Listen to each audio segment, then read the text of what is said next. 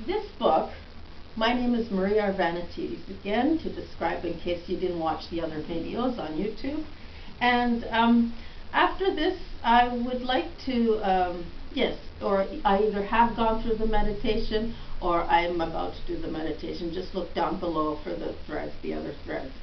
So it's a 319 lesson course each day to take lightheartedly, affirmations, activations, and how the intention you would want to set for the day. And within those things, in the very beginning, I gave to your attention to practice some of these things called sound and finding your inner voice through the flame, through the various chakras, through the various colors, through the various realities that we have, rings over ourselves that deflect the light from our sovereign light that we kind of karmically have to learn from, which the meditation will kind of take us there. However, I would like to describe and read within this, there are sermons that kind of help to go deeper, and the deeper we go and clear, the more ascended we become. Okay, so page 50, and it reads what it is. It's after the lesson 6. I think it's after lesson 6. No, that's the crossover. It's after lesson 7 and finding the inner voice and telepathy and clairvoyance that it discusses within the lesson 7, and the sound Aum. Okay. Now, this sermon, this is a little taste of what sermons are like. It's nothing like you've ever perhaps experienced before in your life, because when you think of a sermon, you think of religion, you think of the Bible. I don't know what you're thinking, but that's what I'm thinking, right? Automatically. That's what I've been brainwashed or programmed to think, right? So whether it be you or me or us or all of us or just me, right? So I will read the first couple of pages and then we'll stop, and then we'll go into another video that will describe the crossover, and then from there I can perhaps stop the video again, which you will find the threads below the YouTube or the video. Describing information, to go and find those other YouTube videos, the meditation in particular, that's not in the book. That, these sermons afterwards can take you into more expansion of it, like let's say meditations, and that's really important because it's not just about the outer reality and what we are doing with our reflections and playing with it. It's about actually going inward and actually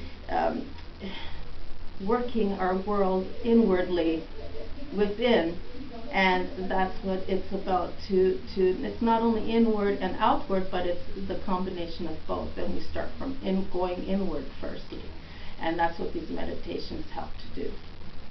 And with that said, the Ancient One is one of the sermons, and it's the third sermon within the book, and it's on page 50 and 51.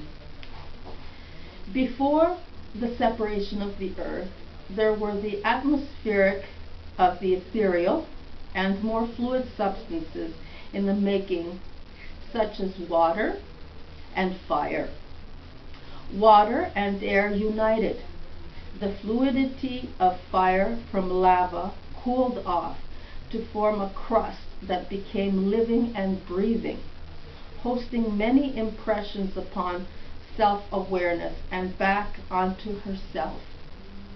All these separations created eventually to solidify bodies of land as awarenesses, has it Mother Nature's lifeline web, and that of the ebb and flow was this solid earth. Many entities, species, and races were created to add to the richness of her tapestry. As she kept separating her awareness to learn from, This very split created rivalry and a struggle of the powers that decenter into the lower depths of awareness. Through much of this awareness reflected this creator force outside of self and separate. The indigenous people were the actual explorers and travelers at the time to find a place to settle. They traveled from the east, they traveled from the west, north and south to center. The attraction was always innately in centralization, no matter who or how these parts of self got there. They might have been masculine, some even might have been feminine. And so the story goes into the fall of consciousness. The Aboriginals to this day might have much power in their songs and dance and describing exactly from these basic chants of sound.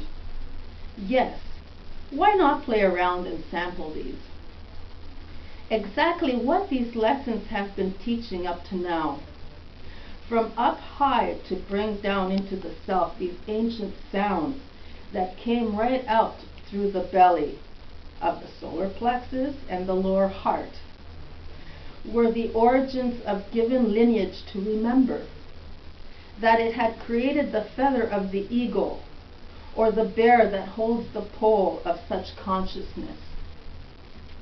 Indeed, the pillar of the self reflecting back to it from nature as a tree, understanding the connection of creation and the essence of this beautiful awareness that requires nature's touch to ground, expanding outward into remembering outside itself before the form as Father Sky, Creator. Much symbolism has passed down from before, and it can be admired in the awesomeness of its many variations. The Vedic way of bringing chant and meditation was made for very useful to reflect as well for the reader to discern and further expand this exploration of itself in resonance. How does it feel to mix about and stir the energies from sound and voice? Exploration is not about binding up the self with meaning, and that it must then become bound to form and for holding the belief.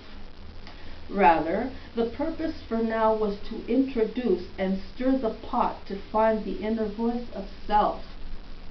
This book is all about becoming unstuck with such mindsets and alchemically recreating always in refreshing mode of youthfulness and light-heartedness. So much can be discussed from this spark of light awareness as from the primordial atom, photonic gold / indigo. The sovereign bright white pillar being of illumination and in the oneness that is self. Amen. Aten.